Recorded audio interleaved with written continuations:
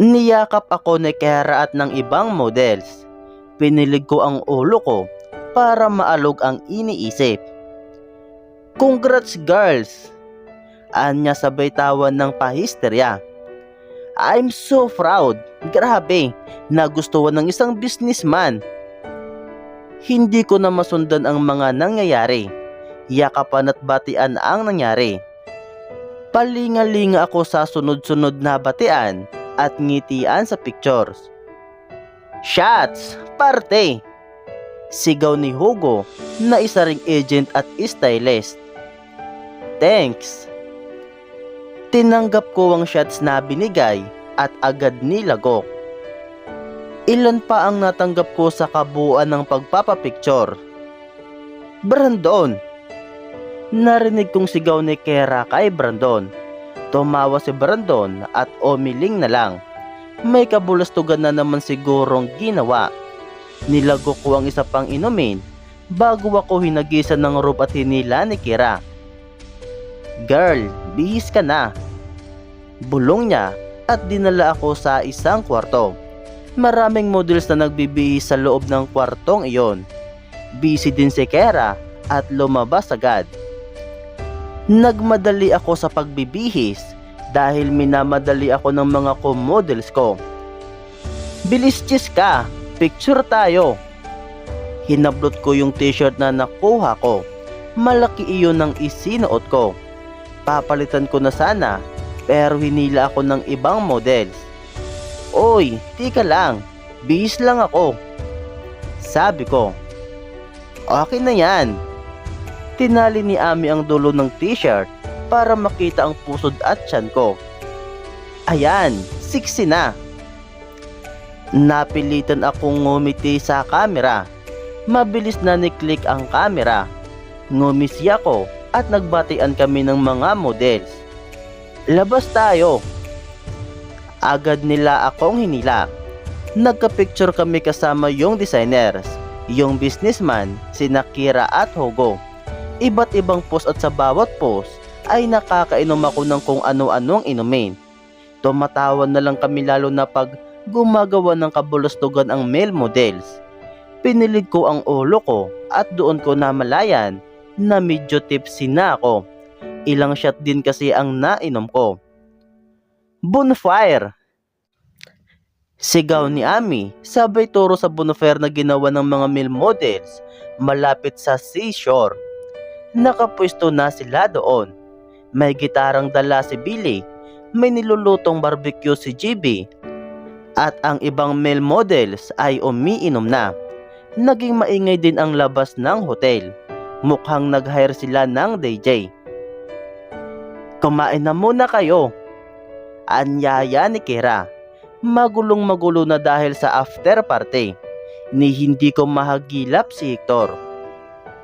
Kumain ako at sana ay kumakain siya. Kaya nang bumalik ako doon sa may stage, nakita kong nandoon pa rin siya at kausap ang mga malalaking businessman. Kilala siguro ng pamilya niya. Well, kung ayaw niya akong bantayan ngayon, ay magpaparty na lang ako ng todo. Aalis na sana ako nang nakita kong may isang kaedad kong babae ang dumating. Nakadress siya at formal na formal ang dating. Mabilis na tumayo si Hector at ngumisi. Parang may kung anong tumutusok sa dibdib ko. Parang lumagapak ako sa pagkahulog. Namimilog ang mga mata ko habang pinagmamasdan siyang nakangisi at nakikipagkamayan sa isang babaeng kararating lang. Tumawa ang matandang businessman na kanina niya pa nakakausap. Napansin kong magkahawig ang babae at ang matanda. Siguro ay anak niya ayon. Ngumingisi ang babae na may dimples kay Hector. Kitang-kita ko ang kislap sa mga mata niya habang marahang tinampal ang ama dahil sa pagbibiro nito. Umiling si Hector at tumawa.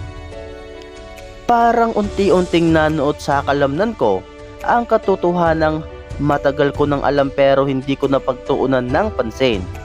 Si Hector. Si Hector ay isang Dila Merced.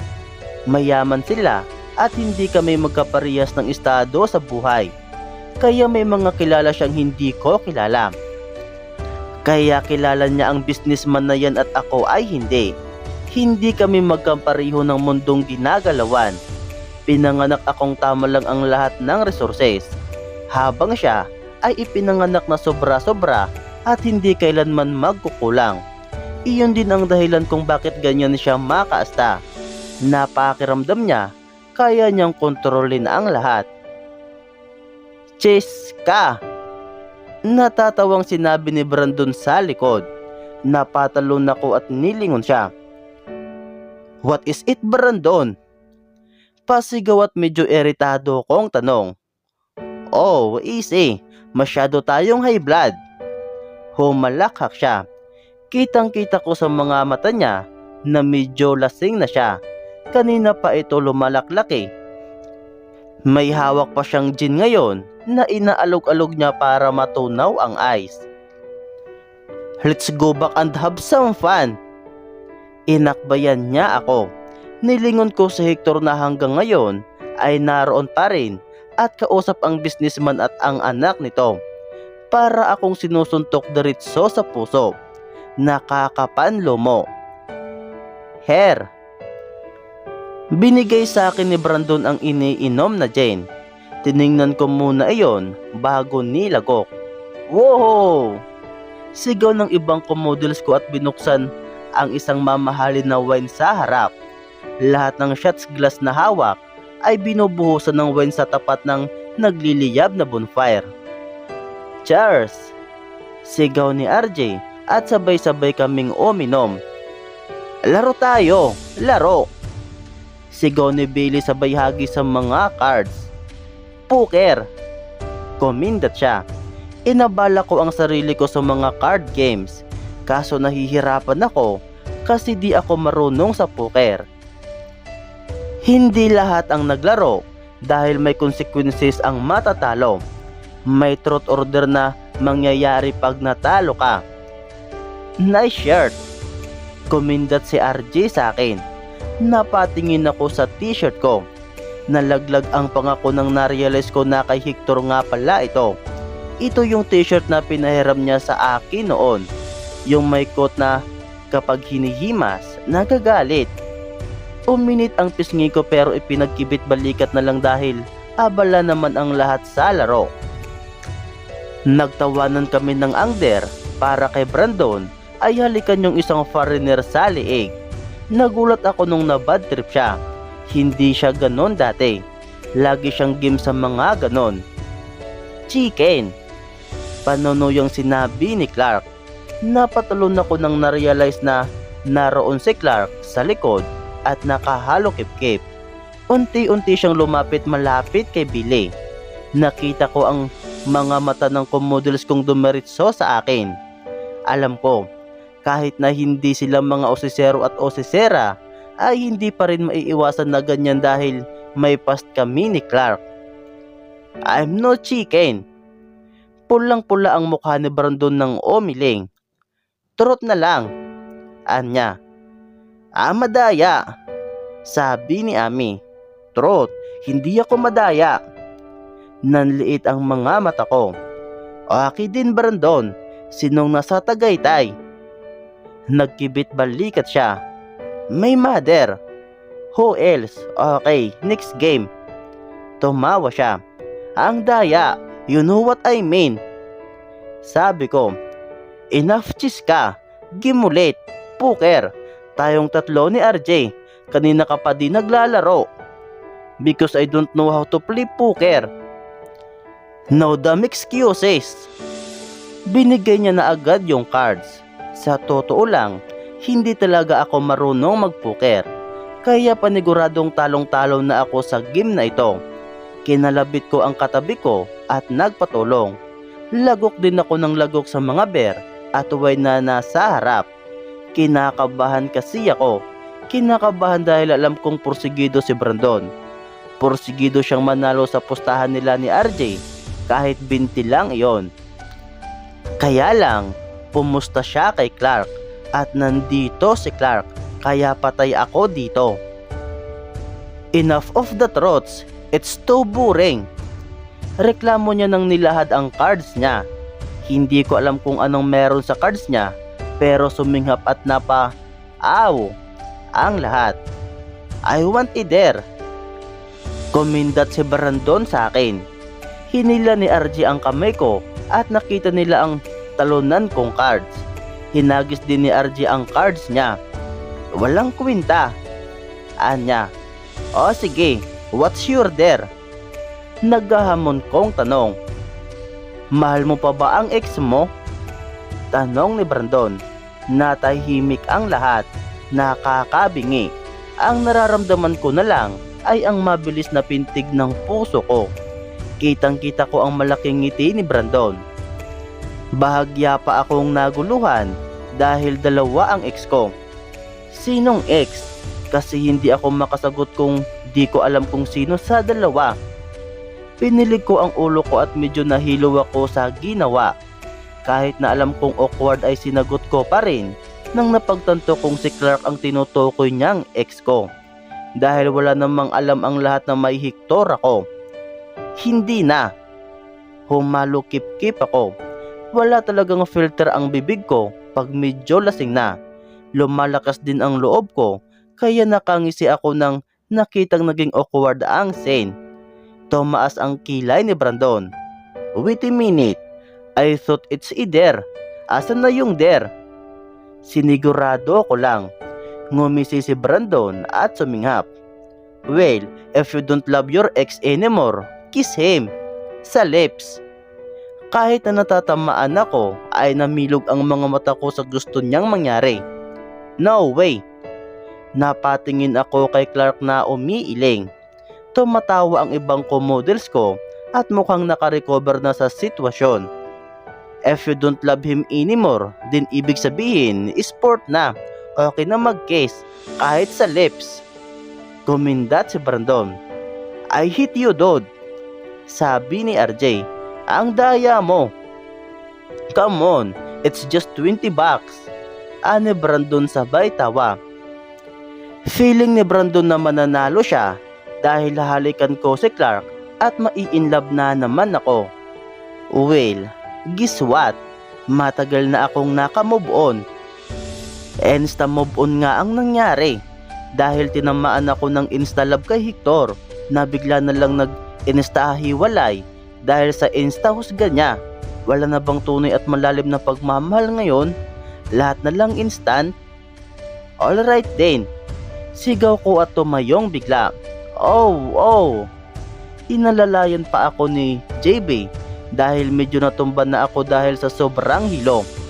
Pagkatapos nito, di na ako iinom. Sigaw ko sabay tawa. Tumawa na lang silang lahat at nag-cheer. Kaya yan. Tumatawang sambit ng medyo lasing na si Ami. Kaya ko na. Sabay hawi ko sa kamay na nakaalalay sa akin. Unti-unti akong lumapit kay Clark na mukhang kinakabahan ng bungga. Natawa ako dahil masyado silang maingay. Walang picture sa? Sigaw ko at binanatan ang may hawak na kamera. Tumatawa ako habang umuupo sa tabi ni Clark. Naghihiyawan na sila. Pumapalakpak na si Brandon. Hindi makagalaw si Clark. Hindi niya man lang ako nilingon. Kahit na nakangisi naman ako at friendly naman ang approach ko sa kanya. Nag-igting ang bagang niya habang papalapit na ako. Humagikik ako at medyo nahuhulog na ang mga mata ko. Nakakabingi na ang hiyawan nila. Oy Clark, kung ayaw mong halikan si Chiska, haplusin mo daw kasi nagagalit. Sigaw ni RJ sabay turo sa t-shirt ko. Bahagyang tumawa si Clark.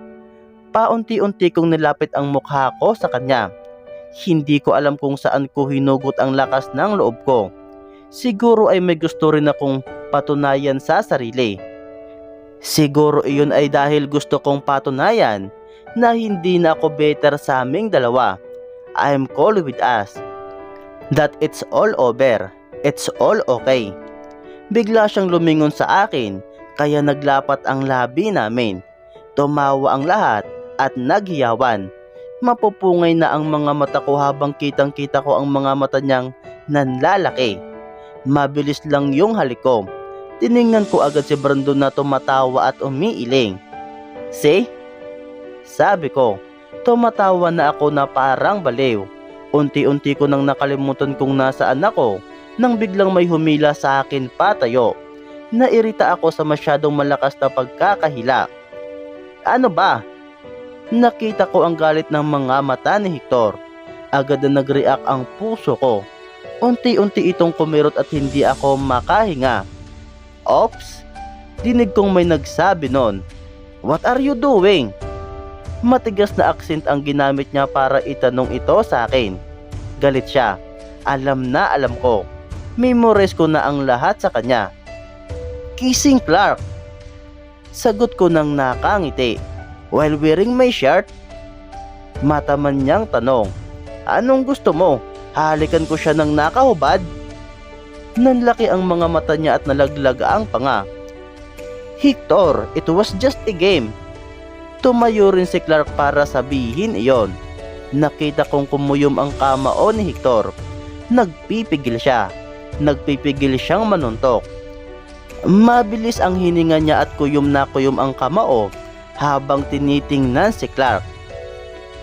So what if we kissed? Hindi naman kayo. Dagdag ni Clark. Nakita kong kumislap ang mga mata ni Hector. Buong akala ko ay susuntukin niya na si Clark. Pero imbis na dumapo ang kamao niya sa bibig ni Clark, ay hinablot niya ang kamay ko at kinaladkad palayo.